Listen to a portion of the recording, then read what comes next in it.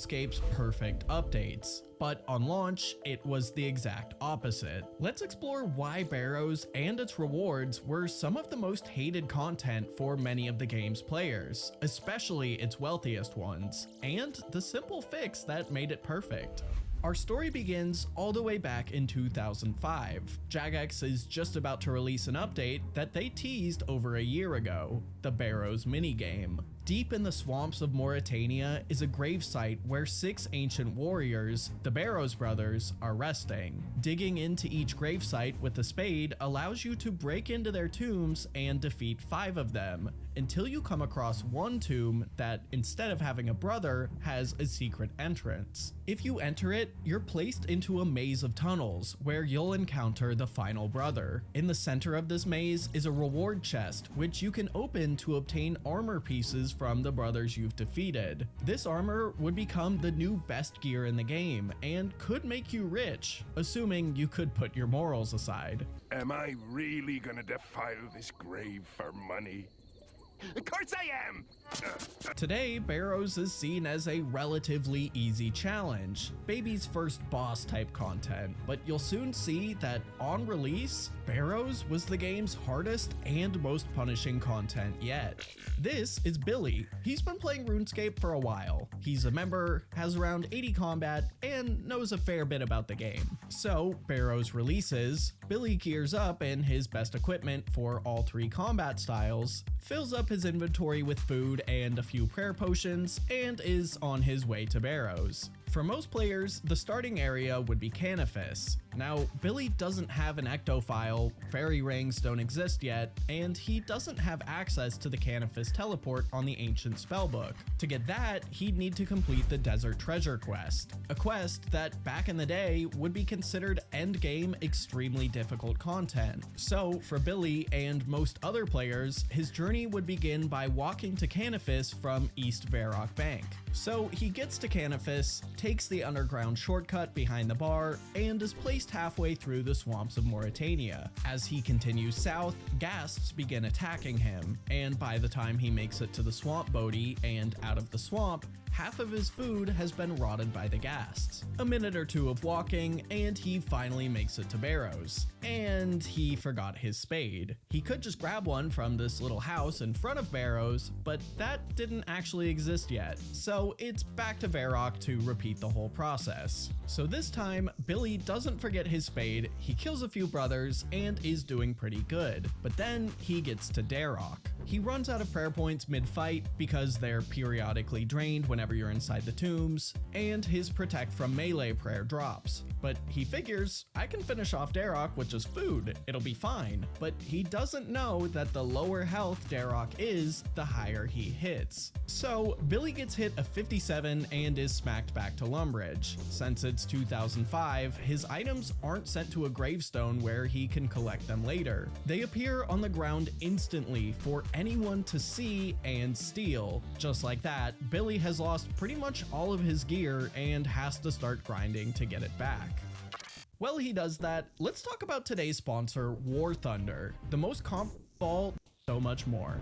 Billy got bored of trying to get his gear back, and he wants to try a strategy one of his friends told him about, using a cannon. So, with slightly worse gear and a cannon, he makes his way back to Barrows. He puts down the cannon in one of the crypts, wakes up a brother, and runs behind a coffin so it can't attack him. This takes an incredibly long time, but was a popular strategy for lower level players back then, and is occasionally still seen today. So Billy kills 5 of the brothers and clicks on the tomb that has a hidden tunnel. He enters and has no idea where to go. Most of the doors are locked and his minimap is disabled. He finally makes it to the proper door, solves the puzzle, and opens the chest, and is rewarded for his efforts with a Guthan's helm, one of the brothers' equipment. He sells it to someone in Falador Park for a whopping 10 million gold because prices are crazy on the first day, and forgets all about the gear he lost. But you may be thinking,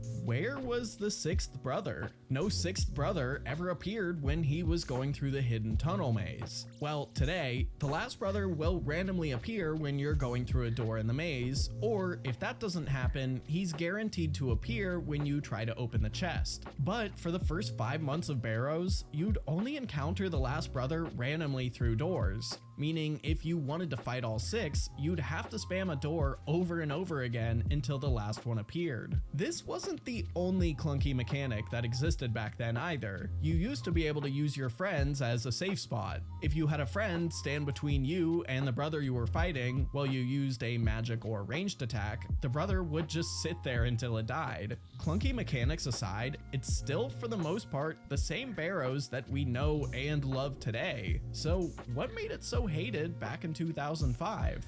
Let me introduce you to the Dragon Chain Body. Back in 2005, this was the most coveted item in the game. To give you an idea of how in demand it was, it sold for anywhere from 30 to 40 million GP, and the most expensive party hat back then capped out at around 9 million. This is because of one of two factors. First, it's fairly rare. You can receive one as a drop from the Cowfight Queen at a rate of 1 in 128 kills, but getting even one kill back then was incredibly difficult, as she was the hardest boss in the game at the time. Killing her by yourself was absolutely unheard of too, so you'd need a few friends that you could trust not to scam you out of your split if they got the drop.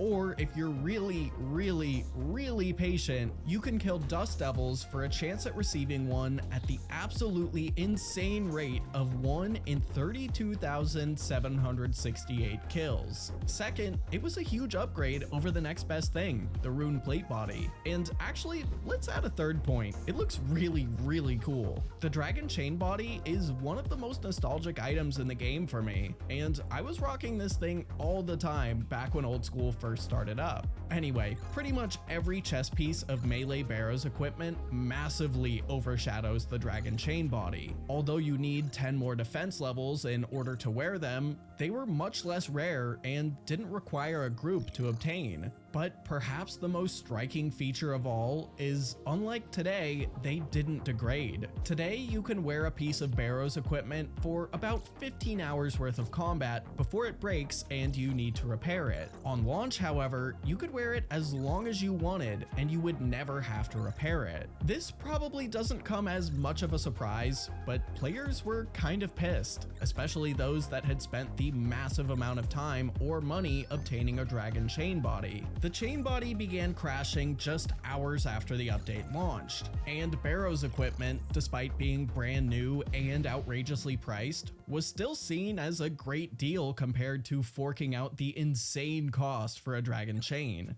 As you might expect, RuneScape's forums were soon lit up with complaints about everything I just discussed. Jagex knew pretty much immediately that this time the players were actually right. Barrows equipment was too powerful for how much easier it was to obtain and how much cheaper it was, especially if you consider the set effects. You know how I mentioned earlier how the lower Darok's health gets, the amount of damage he does also increases? Well, the same effect applies to his armor. If you wear a full set of Darok's equipment, have the other best in slot items for the time, drink a super strength potion, and are on 1 health, you can hit a whopping 68. Not even the Cowfight Queen can hit that high. Players had genuinely never seen numbers like this before. Plus, by the end of the first week, the entire set costs less than a Dragon Chain Body. Every set has their own different effects. I won't cover all of them, but most of them are pretty useful. Not you, but not even including their effects, they were all now the new best armor in the game for every combat style, and nothing else came even close. So on the same day that Barrows released,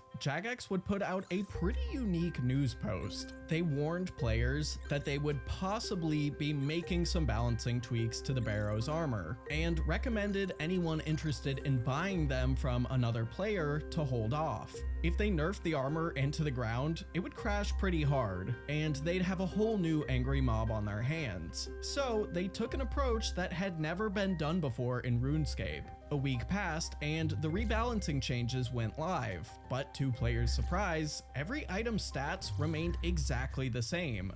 Instead, now the armor would slowly degrade while being used in combat. The stats stay the same while degrading, but after about 15 hours of use, the armor will break and will need to be repaired. It was a simple change, but it not only stabilized the dragon chain body and other items in a similar position, but kept them relevant too. Many players would choose to save their Barrow's equipment for more high-stakes scenarios, like bossing or PvP, and would use lower tier gear for minigames and Slayer. It was a genius solution that instantly took care of the public's biggest concerns with the update. That change, along with a few minor tweaks, are now why many see Barrows as a perfect update, and really one of the best updates ever made to RuneScape. Don't forget to check out War Thunder in the description below to get the massive bonus pack I mentioned earlier. It's free to play on PC, PlayStation, and Xbox. And after that, check out the video on the right. It's all about content deleted from RuneScape, some of which nobody has ever seen until now.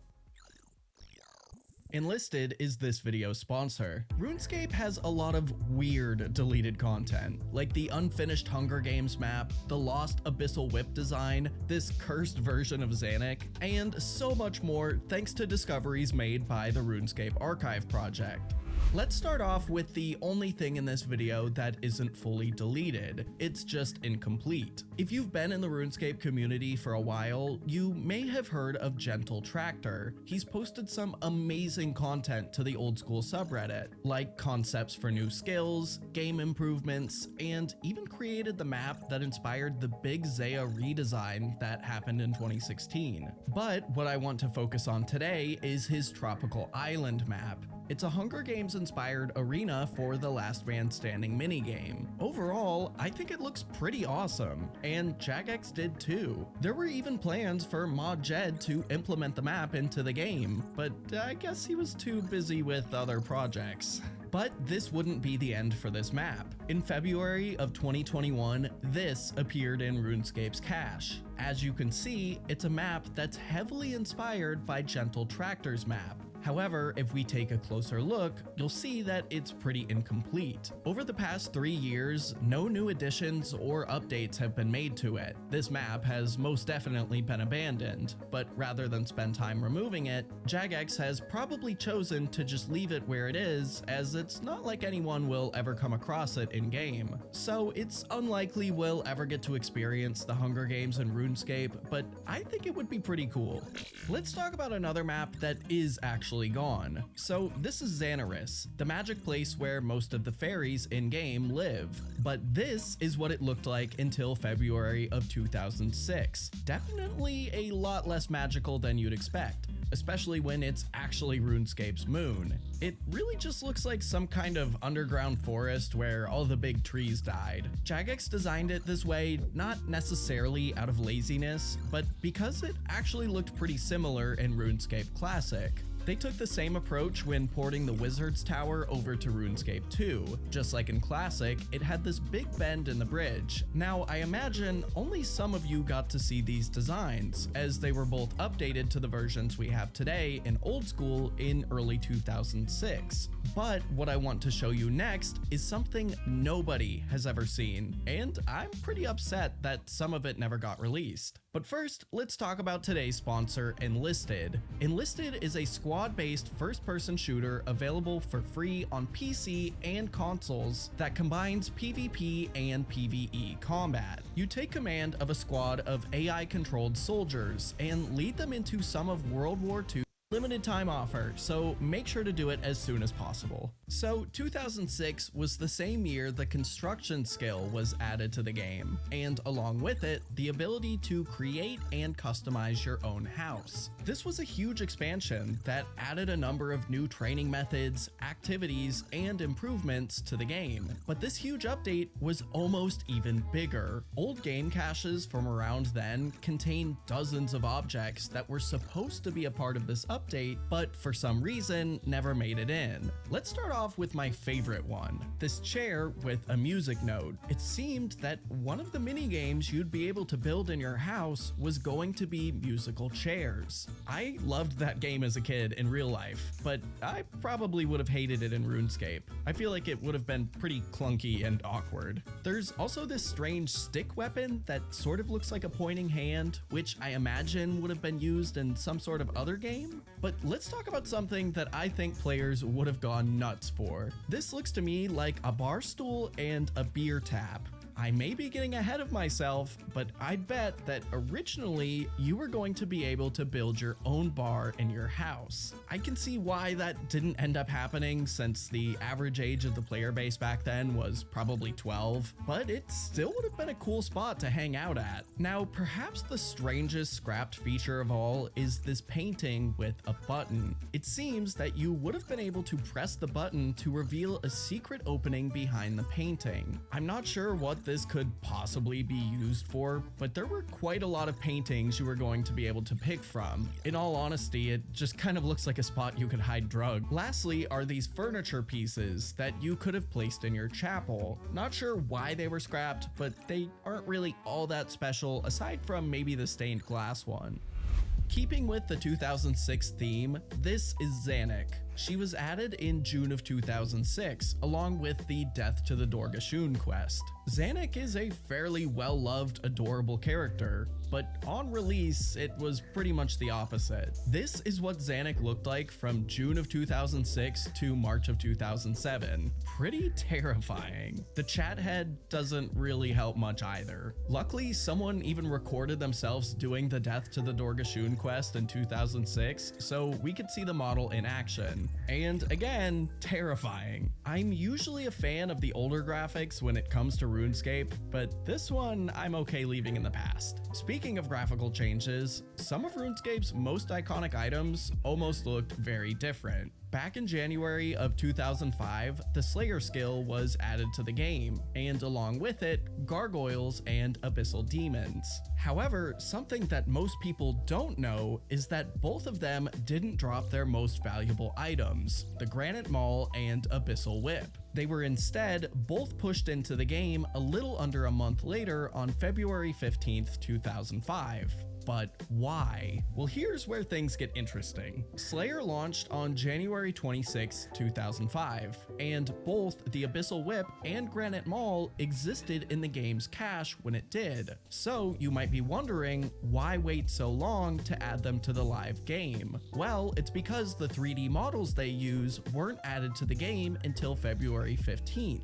But these items couldn't have existed in the cache without a model. So that means the Granite Maul and Abyssal Whip used to have different designs. However, the Archive project has yet to track down a cache from that time period, so we have no idea what they actually looked like. If you have an old computer that you played RuneScape on, you may have these and other secrets hiding on it and have no idea. So join the Archive project Discord in the description to help out. As for why Jagex waited so long to redesign and launch them, I have a feeling that they weren't satisfied with the original designs and wanted more time to make them. They were two of the strongest weapons in the game at the time, after all. I like to imagine that the whip just looked like the Garry's Mod missing texture error. The Slayer helmet is another item that almost looked very different. As you may know, the Slayer helmet is a combination of other Slayer headgear, like the nose peg, earmuffs, black mask, and spiny helmet. When they were first designing the Slayer helmet, Jagex took this concept of combining them all into one item quite literally and just mashed them all together into these crazy looking models. Luckily, they were scrapped for the version we have today, which launched in June of 2008.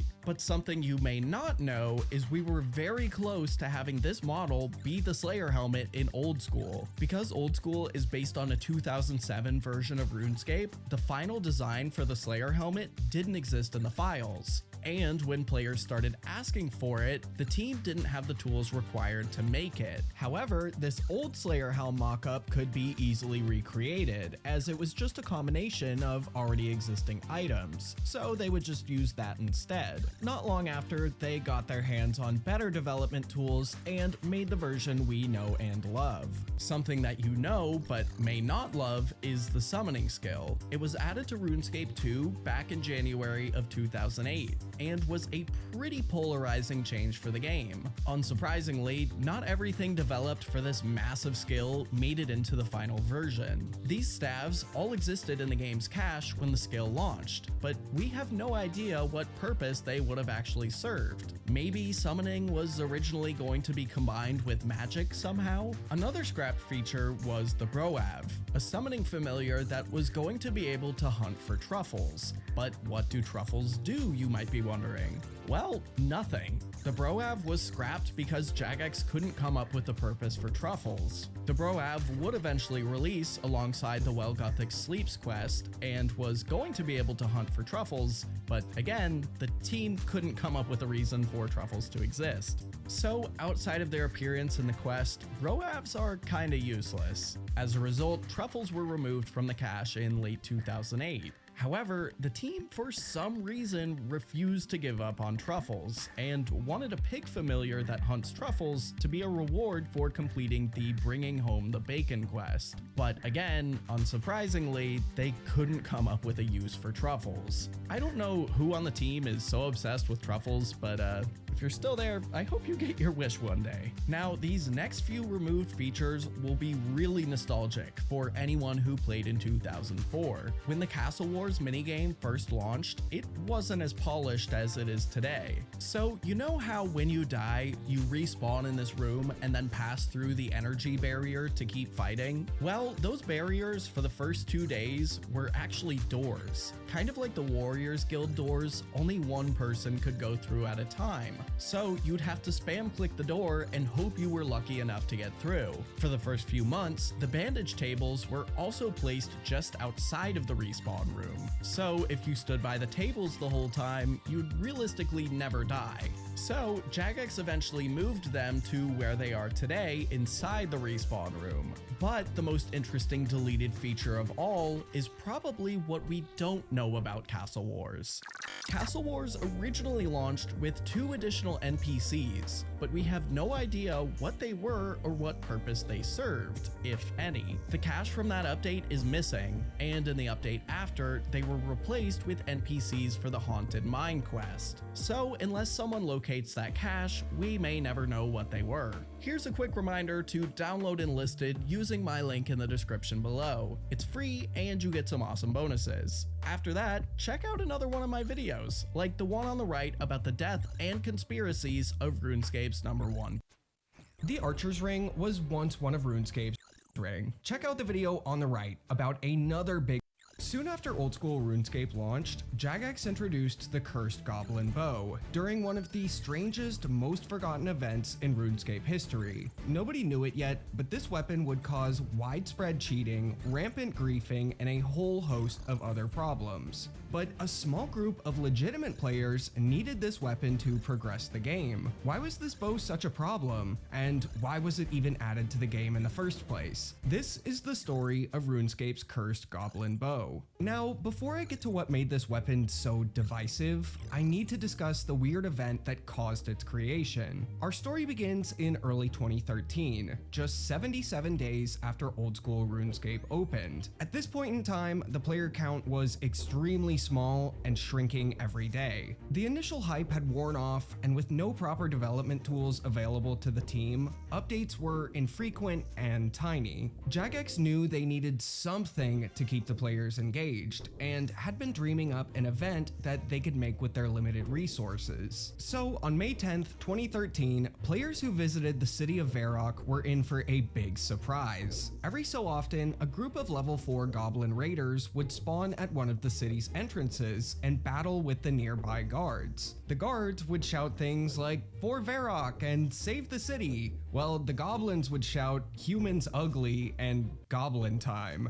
Every time I read that last one, I can't help but laugh because it makes me think of Morbius shouting, "It's Morbin time," in that one movie that nobody watched. Once all the goblins were dead, it was like nothing ever happened. If you walked by even a minute too late, you'd have no idea about the massive battle that just occurred. Players who were lucky enough to take part in one of these battles were left very confused. Jagex made no announcement that these battles were going to happen, so many players assumed that it was some sort of strange glitch or an old feature that had been accidentally turned back on. In actuality, it was a teaser for Old School RuneScape's first ever custom event, the 2013 Goblin Invasion. But players didn't know that yet, and wouldn't know it for a while. The attacks on Varrock only lasted a few days before they abruptly stopped, leaving many players feeling like they had just taken part in a collective fever dream. There was no explanation, no follow-up, and now no goblins. For those who weren't there, it might have seemed like something too weird to actually be real, if not for the videos and screenshots that proved it actually happened. But then, in July, the community finally got some clarification in a blog post. The attacks on Varrock were just scouting events undertaken by the goblins. They had been gathering strength the last few months and would soon return. It would be up to the community to fend them off once again very soon. The blog also got an accompanying poll asking players where the next invasion should take place, and ultimately, Falador won.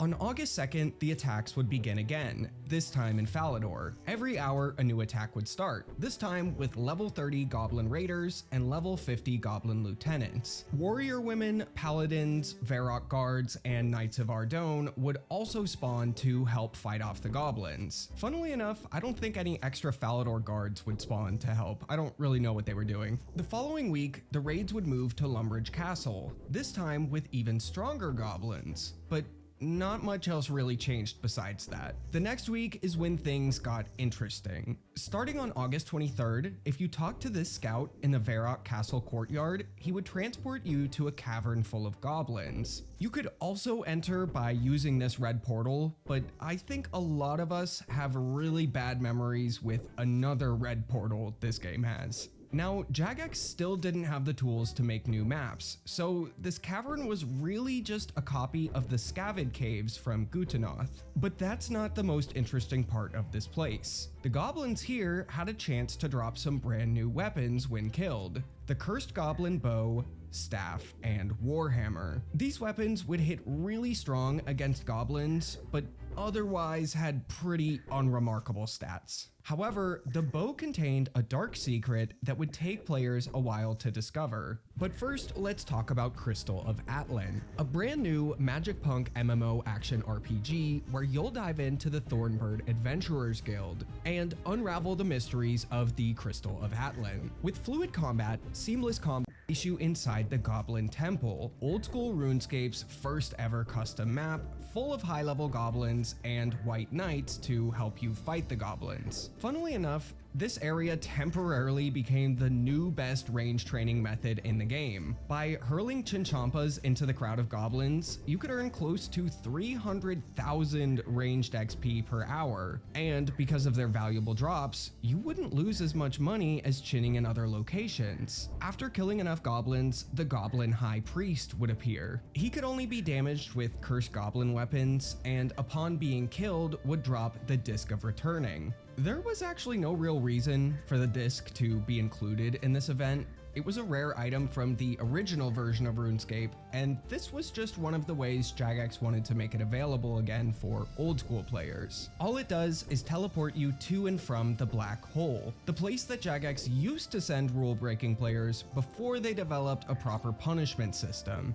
The final stage of the event occurred near the Barbarian Village. Much like every other goblin raid, it was full of high-level goblins. Every half hour, a massive level 100 goblin named King Snagwort would appear, who, when killed, would drop another rare item from the original version of RuneScape, a half-full jug of wine. Yes, a half-drank jug of wine was once a very valuable and desired item on this game. The event would end on September 5th, 2013, and every boss and location related to it was removed from the game. However, the cursed goblin weapons were not. Instead of receiving them from goblins, players could now buy them from Diango in Draenor Village for a few coins each. But why would you even want these weapons, unless you were some sort of goblin slayer? Their bonuses are pretty terrible. Well, players soon discovered that both the cursed goblin staff and bow could be used for splashing in ways that players hadn't seen before.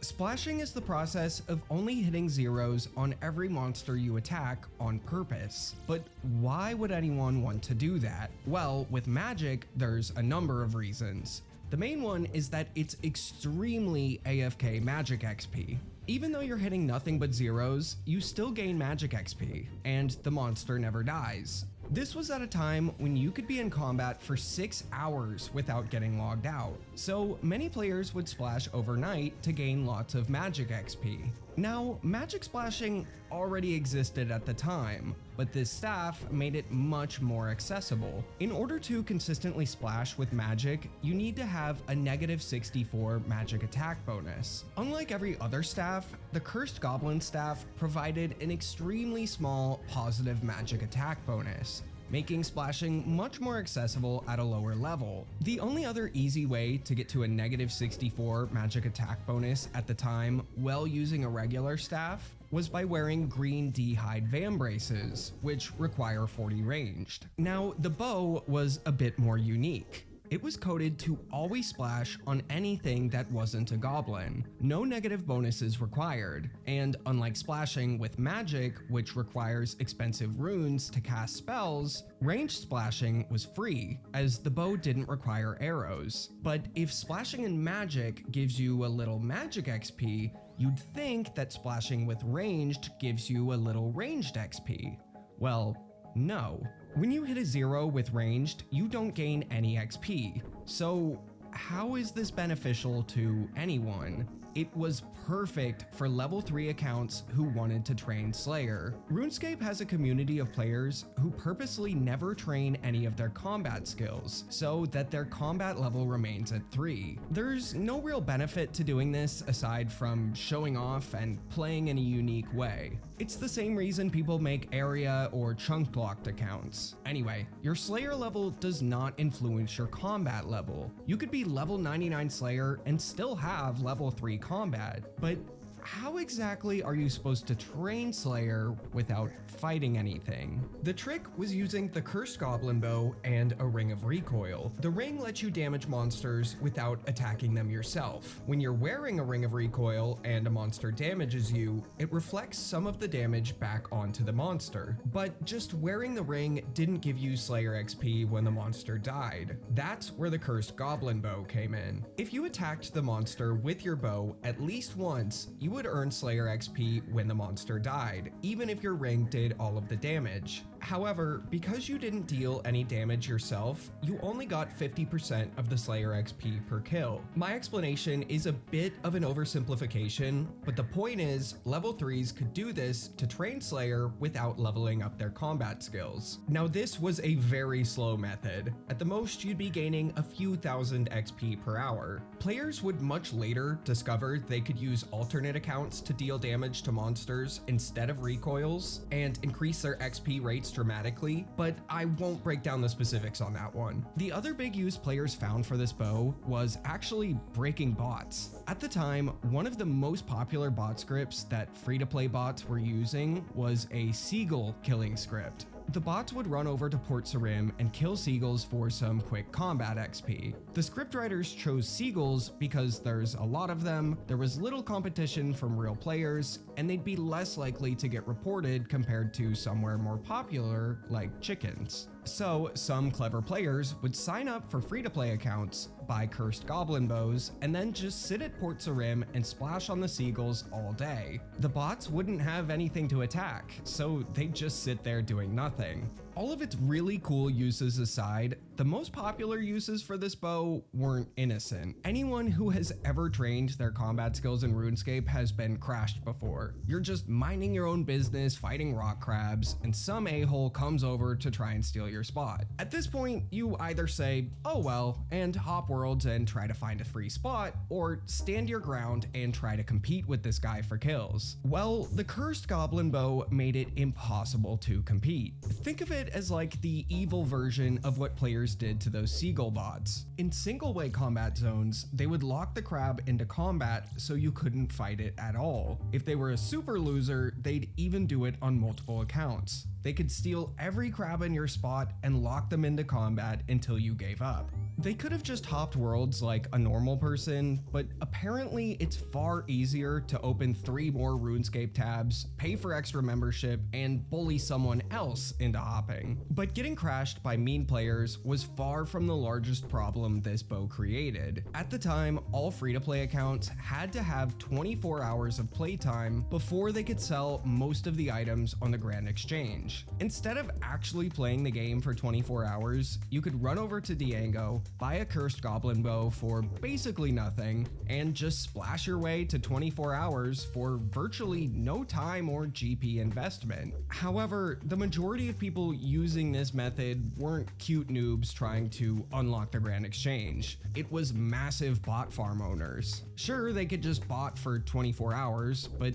they'd be risking an early ban during a time when their account is being watched much more closely, and their once trusty Seagull script was no longer an option. This bow would cause hundreds of bots to flow into the game every single day. Because the game had such limited bot detection at the time, missing the opportunity to stop these accounts early made the problem much harder to control. Now, like a lot of things in RuneScape, Jagex didn't make any immediate changes to the bow. They had to sit with it for a while before they could decide what to do with it. In the meantime, Jagex would launch a sequel to 2013's Goblin Invasion event in September of 2014. However, compared to the first one, it was a bit underwhelming, so I'll keep this brief. You would enlist with either the Falador Guards or the Goblins, and fight for your side. As part of this event, you could purchase a brand new weapon, the Event RPG, or Goblin Paint Cannon as it's called today. Using it, you would paint NPCs on the opposing team. You could paint enemies by left-clicking them while it was equipped, or by right-clicking them and selecting the option to, and I'm not kidding, 360 no-scope them. After they were painted, you could kill them for drops and increase your team's score, like some weird version of Splatoon. As part of the final phase of the event, another very large goblin would appear who players could 360 no-scope to death to receive exciting items like these. The goblin's name, in case you were wondering, was General Danknuck.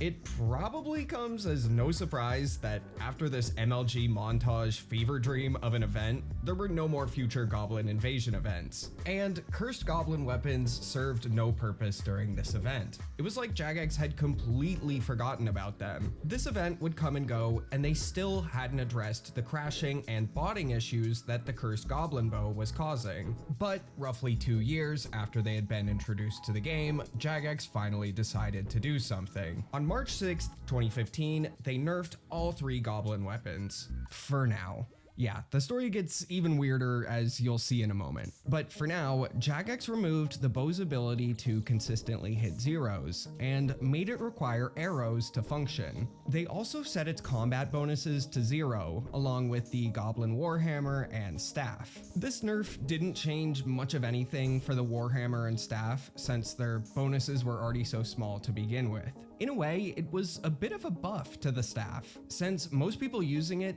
didn't actually want its small positive magic attack bonus at all. This update made the general player base happy, but greatly upset the level 3 community. Jagex had removed their best Slayer training method without warning. The next best alternative was cleaning museum finds in hope of finding an experience lamp that they could use on Slayer, a process that would reward less than 2,000 gained XP per hour on average. Throughout the years, the level 3 community would discover more methods to get better Slayer XP rates, but they were either not as good as the Cursed Goblin Bow or would later be removed from the game. Now, despite all of the problems they originally caused, Jagex in 2023 would partially undo the nerf they made to Cursed Goblin weapons, but not to the bow. The Cursed Goblin Warhammer would be given a negative 100 crush bonus, making it a consistent way to once again hit only zeros, but this time with melee.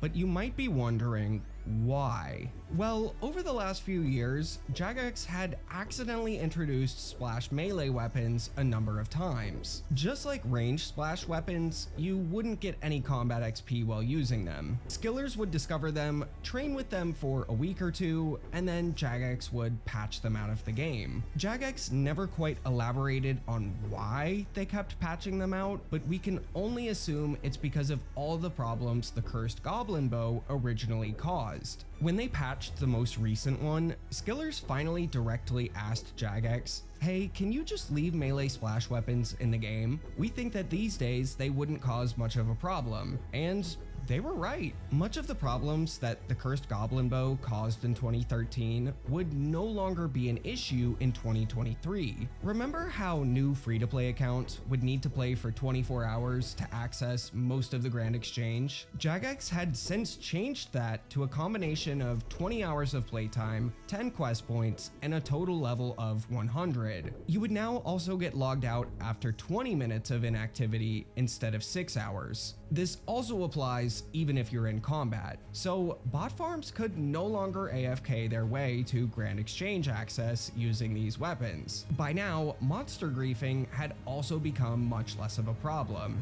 Not only were there hundreds more servers available for players to play on, there was now a wide variety of monsters suitable for training on. It seems to me that Jagex just kept patching splash weapons out of the game because that's what they'd always done, without really stopping to examine why.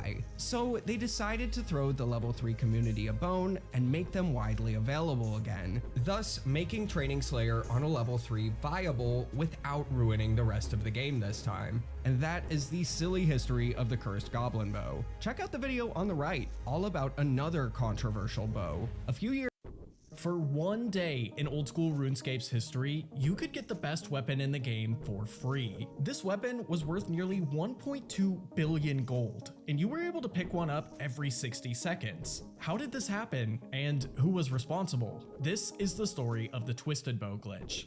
Now, most of you watching this video probably know what a twisted bow is, but for those that don't, it's the most powerful ranged weapon in the game. The only way to get one is by completing the Chambers of Xeric raid and getting really lucky. Let's say you complete this raid by yourself and earn 30,000 points, a pretty reasonable number. You have a 0.1% chance to receive this item as a drop. At, let's say, 40 minutes a raid, this drop would take you nearly 700 hours to obtain.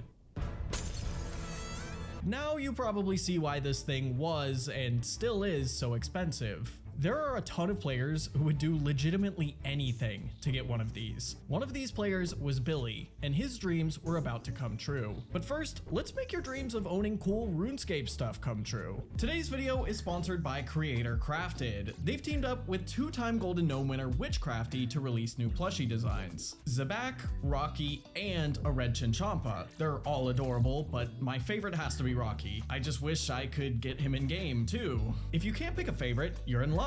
If you bundle 3 or more plushies in your order, you'll actually get 15% off each one. Bundles are actually pretty new to Creator Crafted. You can pick one like the Overachievers bundle, or just build your own. Maybe even pick up some of their newly released stickers while you're at it. The first 50 people who use code NELLOSTICKER at checkout can actually get this sticker pack on screen for free. Bring home one of Creator Crafted's newest plushies today using the link in my description and use code NELLO96 for an additional 10% off all orders. Billy woke up on February 19th, 2019, and decided to take a trip to the farming guild. As he was running over from the fairy ring teleport, he noticed an item with purple text on the ground. It was an item he had been saving up for months for, the twisted bow. Billy goes to pick it up and starts freaking out. He takes a screenshot, posts it in his Discord, and does a lap around his room. But when he sits back down at his desk, he notices something odd. Another twisted bow has appeared on the ground beneath him. He picks it up, waits a while, and 60 seconds later, another one appears. Billy's excitement turns to horror as he realizes that he probably wasn't going to get to keep his newly acquired bows. Someone at Jagex must have made a huge mistake and somehow put an unlimited twisted bow spawn right here. Billy wasn't the only person to discover this either. In the next few minutes, across nearly every game world, dozens of players would begin camping out by the spawn location hoping to grab a free bow. Even Ironmen were there. Ironmen can't use the Grand Exchange, trade with other players, or pick up items that other players drop. However, they can pick up item spawns, and many of them would pick up a bow. 32 minutes after the update went live that caused this glitch, Jagex tweeted out that they had hotfixed it. The bow spawn was still on the ground. However, if you tried to pick it up, it would instantly disappear from your inventory. They warned that if anyone had picked one up and attempted to sell it on the Grand Exchange, action may be taken against their accounts, meaning they'd probably be banned. 21 minutes after the first hotfix, Jagex did another hotfix. They added 4 tree stumps around the item spawn so that players would be unable to reach the item, just in case someone figured out how to pick it up and keep it. So now players for sure couldn't obtain the item anymore. But the question was, what should Jagex do about those who already had one? Well, the first and most obvious option is why not roll back the game? A rollback would basically erase the last hour or so of progress on everyone's accounts. So it would be like going back in time to before the glitch happened. This would solve the problem, but also be a big inconvenience for anyone who didn't abuse the glitch. So Modash tweeted that they were hoping to avoid it. Instead, they would be attempting to manually track down and remove every spawned in bow from the game. To which everyone said, "Are you sure that's a good idea?" Roughly 2 hours after the update that caused this glitch, Jagex decided to take the game offline while they decided what to do. This would stop these spawned in bows from circulating through the community any further. After some discussion amongst the team, they decided that they did indeed need to roll the game back, and temporarily ban some players who sold the glitch bows on the Grand Exchange. More specifically, those who sold bows, bought bonds with the money, and redeemed those bonds for membership. When players logged in, after the game was brought back online, instead of a twisted bow being on this tile of grass now, there was a new object called the Twisted Bush, an obvious reference to the glitch that just happened. It even has a search option, but of course, when attempting to search it, you get the message, you don't find anything. But I still try every time I pass it, of course. Knowing this game's Italian restaurant of a code base, maybe I'll get lucky one day, but probably not. I mean, there's no way this glitch could happen twice, right? Right? We'll cover that part later. But for now, the glitch was finally over, and everything was back to normal. But this story is not. In fact, we're not even to my favorite part. The first question many players were asking was, what caused this glitch? And which Jagex employee was responsible for it? Some players assumed that the glitch wasn't an accident and was actually some malicious JMod trying to make themselves or their friends a ton of money, which, well, doesn't really make much sense. If that were the case, wouldn't they hide the bow in some secret cave? Not put it, right next to the most popular guild in the game. Although, to be fair, Mod Jed had been dismissed from Jagex for stealing players' items, among other things, less than a year prior, so I can't really blame them for jumping to that conclusion. But let's talk about what actually happened. We learned through Modash's Twitter that during the update that caused this glitch, an artist was placing down this, a flower right outside of the Hespori boss's lair. Now, Hespori is unique because it's the only boss in the game that you grow. You plant a Hespori seed in its lair and wait between 22 and 32 hours. You can then come back and fight Hespori. The problem was, you had no way of knowing when Hespori was ready to fight. You'd have to come pop your head in the cave cave and just hope Hespori was ready. This flower was added to indicate when Hespori was ready to fight. It would open to show that Hespori was fully grown or that you forgot to loot Hespori last time you fought it. When this was being added, the artist that added it somehow accidentally added a twisted bow spawn, and the quality assurance team didn't notice before the update went live, which sounds kind of crazy. It almost makes the Rogue J-mod conspiracy believable. So how does something like this even happen? Well, Mod Matt K was able to give some extra clarification. Matt said that the artist that caused the glitch was training a new artist. This senior artist told the new artist, "Here's something you should never ever do," and began making twisted bow spawns all over the farming guild. He then removed every bow from the ground, or so he thought. He missed one, and that was what caused the glitch. Matt says that this was also the first and only time he ever heard Mod Ash swear. After the glitch was discovered, he shouted across the office, "Oh my god, who put a T-bow spawn in game?" The man had been working on the game since 2004, and after everything, even the Falador massacre, this is what finally broke him. But who was the senior artist? Well, some guessed that it was Mod West, because of this clip from a Jagex livestream a few weeks before the Farming Guild released. Be a bit of a memer and just, there you go guys, twisted bows as far as the eye can see. Again, that's not something you do because that is a bad idea. Pretty compelling, right? Well, despite the previous clip, there was a common consensus in the community for a long time that the glitch was actually caused by Mod G, mainly due to this clip from the Bank Stand-In podcast. At Jagex, they let me touch the world builder, which is like the map editor thing, map editor. They let me touch that one time and something bad happened. And then they never let me touch it again. What did you do? What did you do? Okay, I'll say what it is and then Tro bleeps it. Okay. Okay. And then you guys can keep your reaction. Okay. What? Okay. No way! Are you kidding me? Wait, are you actually kidding me? And they never let me touch it again. The only glitch I can think of when it comes to the map editor is the twisted bow spawn glitch. However, Matt has clarified in the past, specifically saying that the artist that caused this glitch wasn't G. Maybe it was West, maybe it was G, or maybe it was someone else entirely. Although we may never know who caused the glitch, it greatly affected someone in the previous clip. 9rain. This is actually my favorite part of the story. Back in 2019, 9rain had a hardcore Ironman account called One Kick Rick. It was supposed to be a parody of all the region-locked Ironman series that were popping up at the time, but it really took on a life of its own. 9rain was attempting to gain agility XP by failing this stepping stone in the Lumbridge Swamp Caves. Doing so gives you 1 XP every time. Keep in mind that this was before the Draenor agility course was lowered to only need level 1 agility to train at. However, once he entered the caves, he was poisoned by a cave crawler, and One Kick Rick kicked the bucket. So he lost his hardcore Ironman status.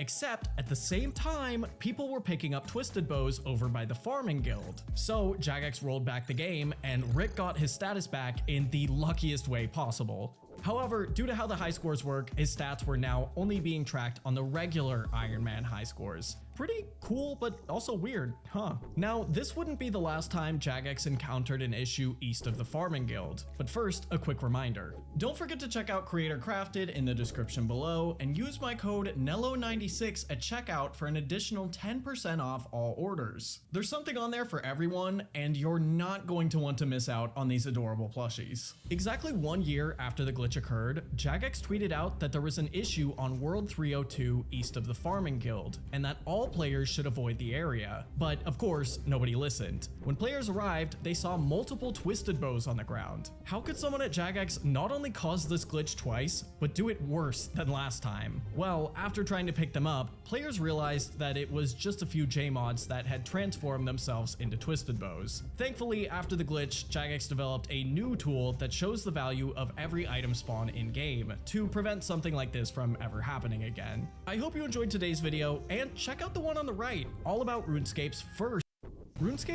glitch was one that Jagex couldn't seem to fix no matter how hard they tried. This glitch would allow players to raise their strength level to absolutely insane numbers. And for over 3 years, Jagex would patch it, then the players would just find a new way to do it. The first version of this glitch popped up just 3 weeks after RuneScape launched, making it the first major glitch in RuneScape history, or at least the first one big enough for an official news post about it to be created. Players discovered that drinking beer would raise their strength level by a little bit, allowing them to hit slightly higher numbers on enemies. This was a funny little feature that, although not accurate to real life, was fairly useful, especially if you really like to drink. It turns out that the strength increase from beer would stack, meaning the more beer you drank, the stronger you would get. Each beer would increase your strength level by 1 temporarily, and if you drank a full inventory of beer, you'd increase your strength by an insane 30 levels. This was a really big deal, especially for player killers. This was back when the wilderness didn't exist, and PvP was on everywhere aside from Lumbridge. Plus, at the time, banks could only hold coins, so you'd be carrying everything you own at all times. So, if you got wasted enough, you could kill any player you came across, and get some incredible loot. Soon after the glitch was discovered, someone informed Andrew Gower, the game's founder, and it was changed to work the way it does today. No matter how many beers you drink, your strength level will only increase by 1, and in some cases 2, because it has a weird formula. Now, RuneScape experts might be thinking, beer also slightly drains your attack stat, meaning although you'll hit higher numbers from the strength boost, you'll also have a higher chance to hit a 0, since your attack level controls your accuracy. It's not known if the attack draining feature was added when the beer glitch was patched, or if beer has always functioned that way, but regardless, alcoholics dominated early RuneScape Classic for the first month, and, well, they sorta still do based on how many bars this game has. Now, this was far from the end of this glitch. Over the next few years, a variety of methods to increase your strength to astronomical numbers would be discovered and abused, all of which were even more powerful than getting trashed.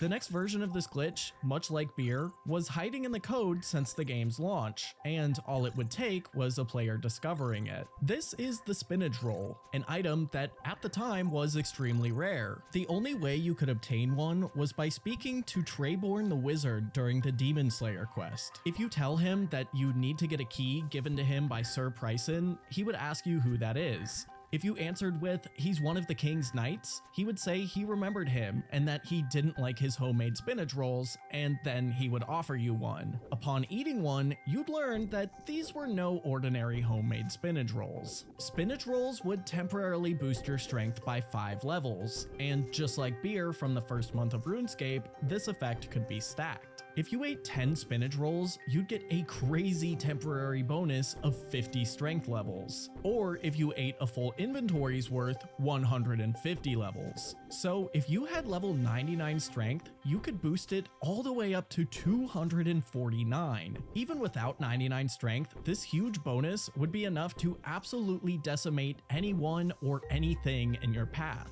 Your character would literally turn into One Punch Man. However, not only did seemingly nobody know about this game-breaking effect, very few knew how to obtain a spinach roll. Wizard Treyborn would give you as many as you wanted, assuming you never progressed through the rest of the Demon Slayer quest, as when you did, the dialogue option would disappear forever. Other than that, there was no way to get one. But that would soon change, as just a little over a week after the super strength beer cheat was fixed, moss giants would be introduced to the game, and on their drop table was a 1 in 128 chance of receiving a spinach roll. However, this was still only a month after the game was released, and moss giants were a whopping level 62.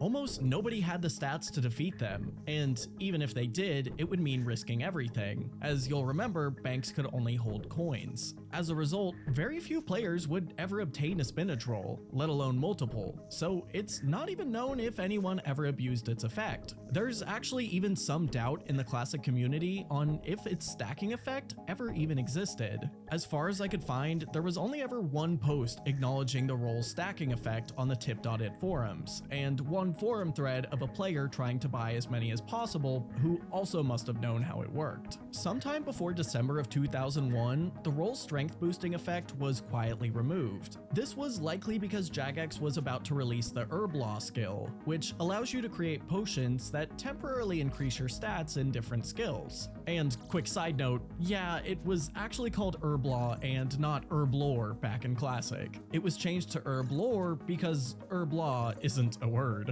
Despite the spinach roll being made more or less useless and becoming much more widely available in updates soon after, scammers would make millions off of them for years to come by convincing noobs that it was still both rare and powerful. The next glitch would occur roughly a year after the game's launch, in January of 2002. Around this time, the maximum number that a player could hit on an enemy was rumored to be around 30. This was if you had all the best gear, such as a rune two-hander, and also had 99 strength. However, nobody was even close to that level, but rumors began spreading that a few players had discovered a glitch that allowed them to hit 40s without 99 strength, and with weapons as simple as a bronze axe. One player specifically, named X Magna X, posted on a forum that he had a rune two-hand and could hit 30s despite not being anywhere close to 99 strength. Just about everyone who responded to his post laughed at him and called him a noob. A glitch to make someone that strong was surely impossible,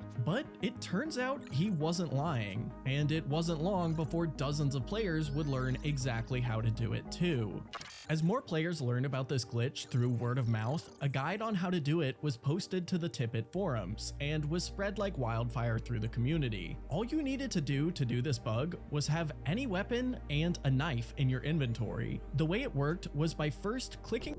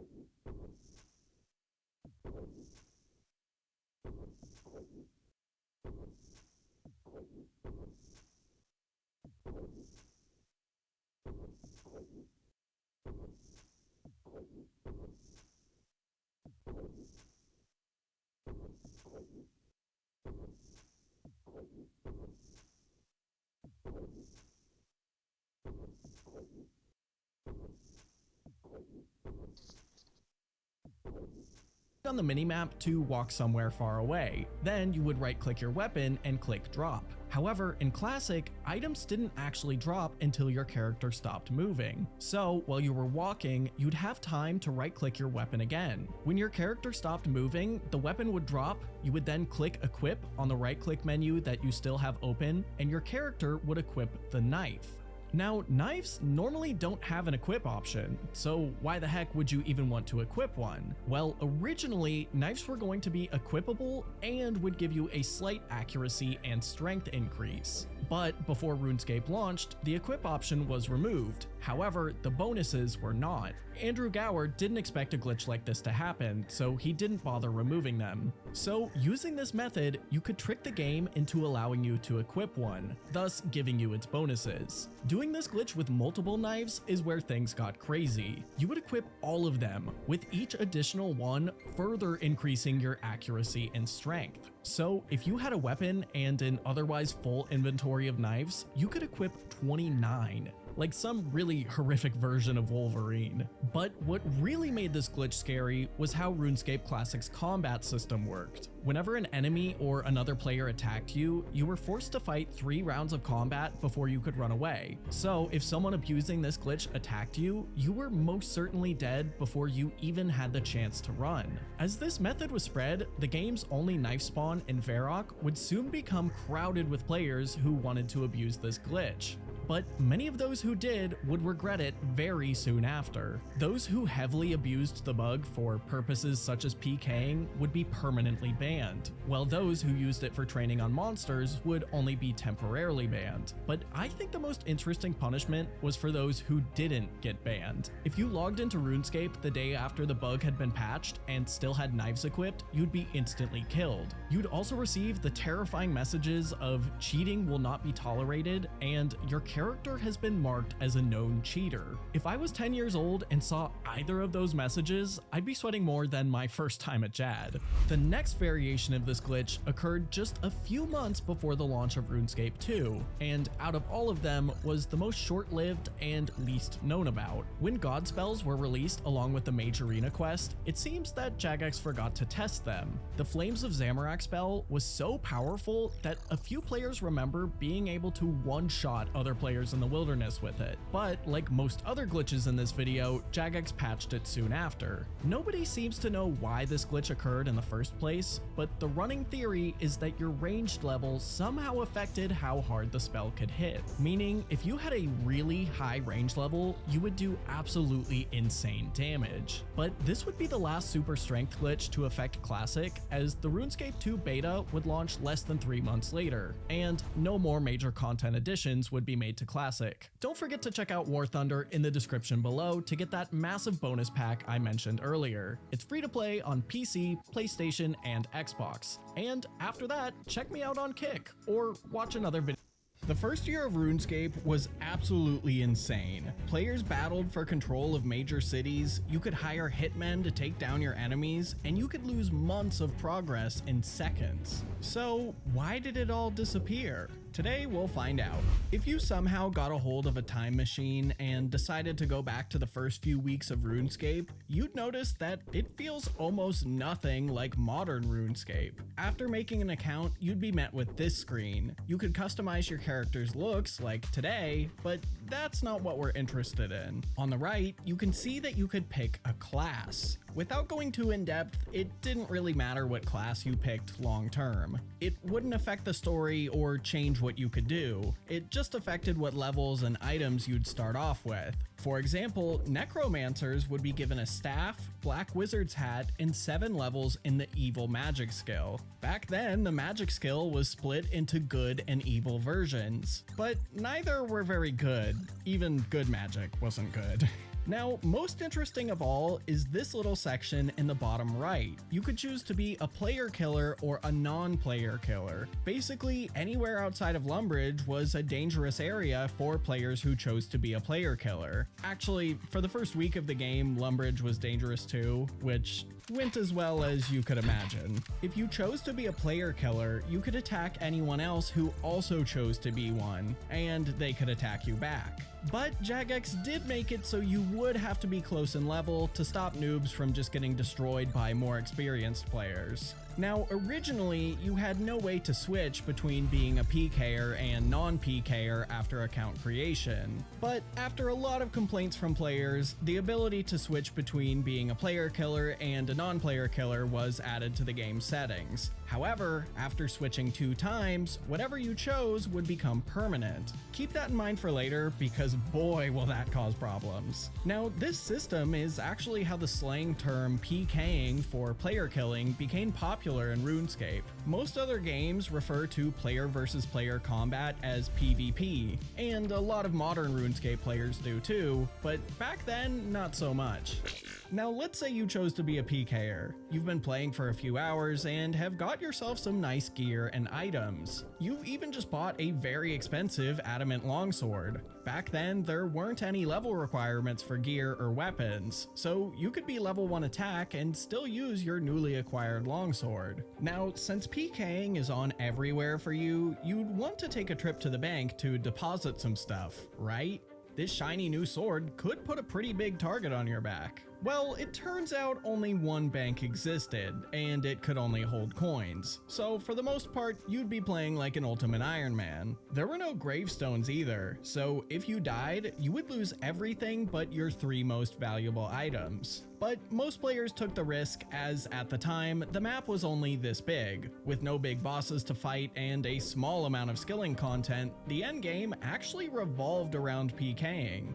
Now, I should mention there was a pretty big deterrent to just randomly attacking anyone you thought you could kill. Just like today, if you attack somebody first, you'd become Scold. For the next 20 minutes, if you died, you'd lose every item in your inventory instead of getting to keep the most valuable 3. But it certainly didn't stop all random attacks from happening. As the game's player count grew, so did the amount of danger. Throughout the entirety of the game's PK Everywhere feature, only 3 game worlds existed. With such a small map and hundreds, sometimes thousands of players online, you were almost certain to run into multiple players everywhere you went. And here's the thing, if someone wanted to attack you, not only could you not run, you couldn't hide either. So whenever you entered melee combat on RuneScape Classic, you couldn't try and escape from the fight until 3 turns of combat had passed. During those 3 turns, you could switch gear and change prayers, but you couldn't eat food. So someone more geared up than you could easily kill you before you could even try to get away.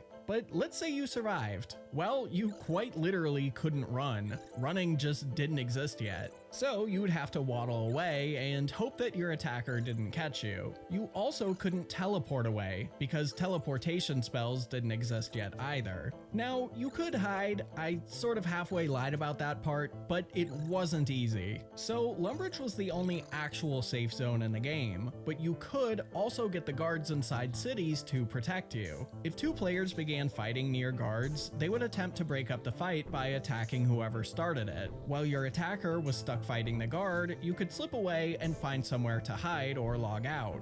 Banks were a good area you could hide as they had lots of guards, but like I mentioned earlier, only one existed at the time. Now, I've yet to discuss perhaps the most dangerous feature of all, magic and ranged combat.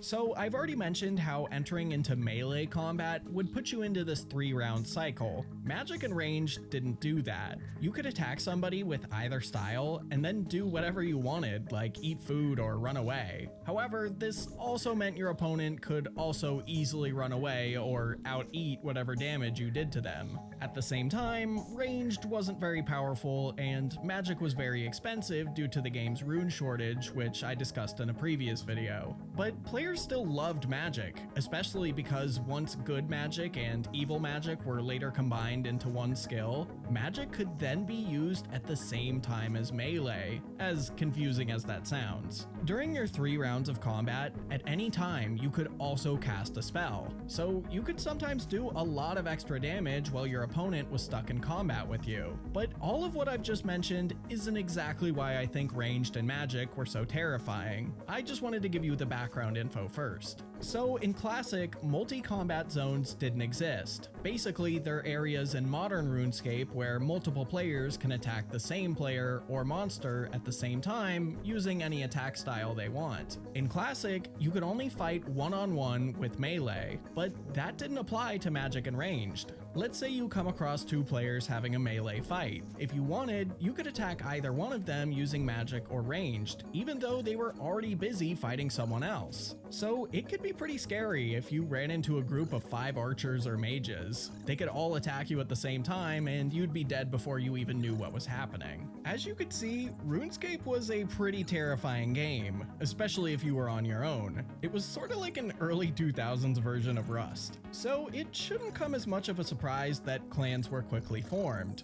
The story goes that a player ironically named Messiah was well known for robbing whatever random player he came across with the help of his friends. One day, Messiah came across 2 players he wanted to rob. He killed one and the other just barely escaped. The player that survived was named King Saber, and he was in a pretty unique situation to be able to take down Messiah in the future. King Saber had actually come over from another game called Cyber Wars. It was hosted on a website called Games Domain, which Andrew Gower, RuneScape's creator, had been hired to work on games for, Cyber Wars being one of the ones he created. In Cyber Wars, King Saber already had his own clan, fittingly called the Sabers. Andrew had discussed RuneScape with the Cyber Wars community, and once it launched, lots of Cyber Wars players gave it a shot, many of which were members of the Sabers. So really from day one, RuneScape had its first clan already, but after this attack, King Saber decided to give his clan a purpose. They would become the first ever anti-RPK clan. Anti-RPK stands for anti-random player killing. The Sabers would take down anyone who is just randomly attacking players without consent. This scared Messiah, and along with his gang, they founded a clan called the Messiahs. Over the next few months, more clans would form, like the Gladiators, the Wanderers, and the Black Knights. They all really liked the word "the." Every clan had its own different goals and purposes, but those that saw eye to eye would oftentimes form alliances. Those that didn't would quite literally go to war with each other. I want to start with what I believe to be the oldest documented battle in RuneScape history. It was a small one between Lightning and Robin Hood 2. Lightning was in an anti-RPK clan I previously mentioned, the Wanderers, and Robin Hood 2 was in the Messiahs. So you could see why they might not like each other. Lightning and another player named Sujon attempted to kill Robin Hood 2. As the fight traveled across the map, multiple spectators followed, and clanmates of those players in the fight ran over to help. In the end, Lightning was killed by Robin Hood 2, and this is the map of where the full battle took place. But if you think this is detailed, just wait for when we get to the wars. Now, just because the world was dangerous didn't mean you couldn't have fun in it. So you've probably been to the Varrock Museum before. It doesn't seem like it, but this place had some absolute ragers in RuneScape Classic. A player named Dolamar591 decided to host a party on the museum's second floor to celebrate the addition of wine, pie, and other new consumable items being added to the game. During this party, they ran out of food and drinks, and the crowd went crazy. They lit fires, did unspeakable things to the stuffed bear, and then fights started to break out. Luckily, the only fatality was Crazy Girl, who had been one-shot by an unknown player with a crossbow. It's unknown if the violence was caused by a clan, but there were clan members in attendance. It's always possible that someone had put a bounty on Crazy Girl's head, which, yes, was a thing back then. Multiple fan site owners had bounty sections on their websites. Basically, you could email the owner telling them that you wanted to put a bounty on another player's head and even offer a reward. Someone could then claim that bounty by sending in screenshots of them killing the wanted player. Bounties were placed for any number of reasons that ranged from scamming to being sworn at, although the more serious ones usually had higher rewards. This bounty system was even sort of endorsed by Jagex too, as the World of RuneScape fan site said that you could get your kills confirmed by Andrew Gower if you didn't take screenshots. Now, the next few months would be absolutely jam-packed with new clans forming, new alliances forming, alliances breaking, and a ridiculous amount of clan drama. So much so that it can be hard to wrap my head around, so I'm gonna run you through a few of my favorite moments and battles. You already know about the beef between the Sabers and the Messiahs. Well, the Messiahs decided to fight dirty to mess with the Sabers. Everyone in the Sabers had Saber in their username, so the Messiahs created new accounts with Saber in their names and began attacking random players. This tricked many players into believing that the Sabers had become a random player PKing clan. Things escalated so far that at one point, there was even an anti-Saber alliance, but it was later disbanded once they learned what the Messiahs were doing. Not long after this, two big alliances would form, the Syndicate and the Dark Syndicate. The Syndicate had anti-RPK clans like the Sabers and the Gladiators, while the Dark Syndicate had RPK clans like the Messiahs. Well, unsurprisingly, the Dark Syndicate soon declared war on the Syndicate. With so many clans involved, it was certain to be an epic battle. So the day of the battle arrives, and 160 Syndicate troops are ready to clash with the Dark Syndicate in Al-Kharid. After sending out a scout and learning that the Syndicate had an absolutely massive army, a few Dark Syndicate troops deserted and fled for Varrock. probably to another sick party. By the time the Syndicate reached the Dark Syndicate, only a minuscule 6 Dark Syndicate members remained. The battle was over in seconds, and King Saber made the Dark Syndicate's leader Zay sign a peace treaty. One of the conditions was that they could never return to RuneScape again, but they broke that promise a few weeks later. Now, before I get to why most of the clans you've learned about so far later disbanded, I want to discuss one more battle that I think you'll love. So, the previously mentioned clan, the Gladiators, was seemingly always getting into beef with another clan called Deathcore. Things finally got tense enough that they declared war on each other and had a huge battle on Karamja. Deathcore made their base camp on the side of the volcano, while the Glads came in from the docks. Once they met in the middle, the two clans fought for over an hour and a half, mostly thanks to non-PKers. Surprisingly, PK clans also had a lot of non-PKer account members. Instead of fighting for the clan, they would train up their skills so they could supply the PKers with gear and food without fear of losing everything or getting caught in the crossfire. In the end, the Gladiators claimed victory as they had the least casualties. Although this system of clan warfare, alliances, and bounties was amazing, the players and Jagex weren't sure if it was the way they wanted things to be forever. The whole PKing and non-PKing system wasn't the best. Hundreds of players who had used up all their switches were reaching out to Jagex every day and asking for just one more switch. So Jagex put out a poll asking players how they could improve the current player versus player system, and from that, the Wilderness was born. An absolutely massive stretch of land full of treasure and danger. There would be no more PKer and non-PKer system. Everywhere else in RuneScape would be turned into a safe zone, making the Wilderness the only place players could now battle. But in a strange twist, clans at the time almost unanimously considered this update to be the downfall of clan life, and for some, the downfall of RuneScape.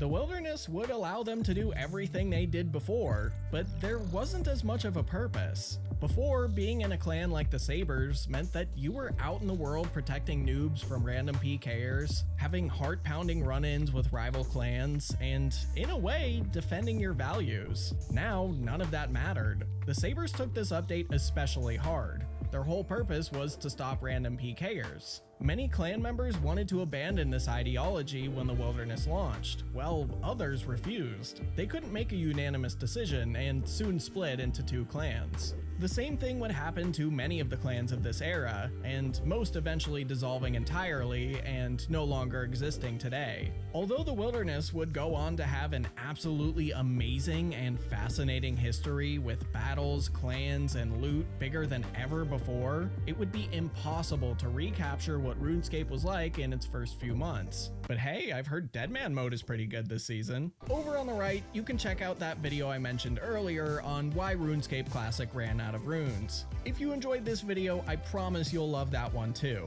Thanks for watching.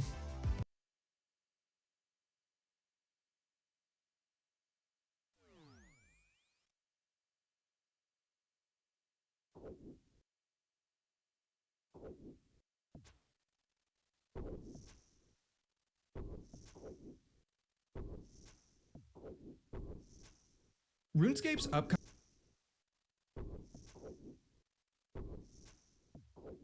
Lynx Titan is undeniably the best RuneScape player of all time. In a few short years, he blew past everyone to rank 1 on RuneScape's high scores, but then he vanished without a trace. Lynx Titan is still rank 1 on the high scores, but nobody has heard from him in over 6 years. How did he reach rank 1 so quickly? Where did he go? And how much longer can he keep his rank? This is the incredible story of Lynx Titan. Our journey begins in 2013, not yet in old school RuneScape, but RuneScape 3. At the time, Lynx Titan went by a different name, Forsberg888. He was one of the best players in the game, even back then, and was in the top 200 of the high scores. By now, he had already reached level 99 in all of his skills, but wanted to take things even further. In RuneScape, most skills end at level 99. Once you've hit 99, you've unlocked everything the skill has to offer. Reaching 99 only requires you to gain about 13 million XP in that skill, but you can continue gaining XP all the way to 200 million before the game stops you from gaining any more. Outside of a few select skills in RuneScape 3 that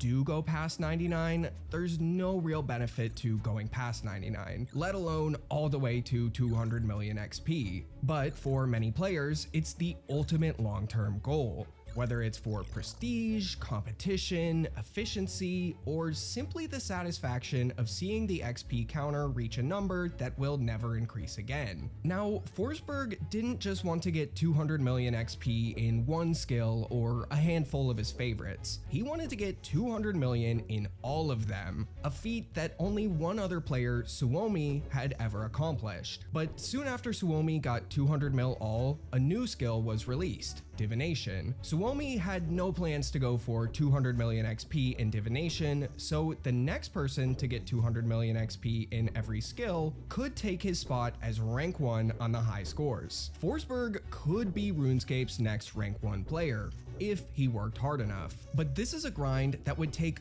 billions of GP and thousands of hours of time. Luckily, he was rich from his years of playing the game. Forsberg started in 2005, and since then had accumulated billions of gold through a few different methods. He had invested in a yellow party hat in 2009 for 450 million gold, which by now was going for about 1.4 billion. He spent a lot of time killing Glacors, which earned him about $1 billion, and he had earned a few billion from selling dungeoneering floors, a process where he and the buyer would enter a dungeon together and he would complete the floor while the buyer sits back and does nothing. Forsberg would get paid handsomely in GP, while the buyer would earn dungeoneering XP and tokens while AFK. If only something like that existed for agility, I think Forsberg would have been RuneScape's first trillionaire. Forsberg was even a dicing host for a while, which for those that haven't heard of them, were essentially human slot machines. He made some decent money doing this, but he soon gambled away most of his earnings with another host. I guess that old saying is true: the house always wins, even if you were the house 10 minutes prior.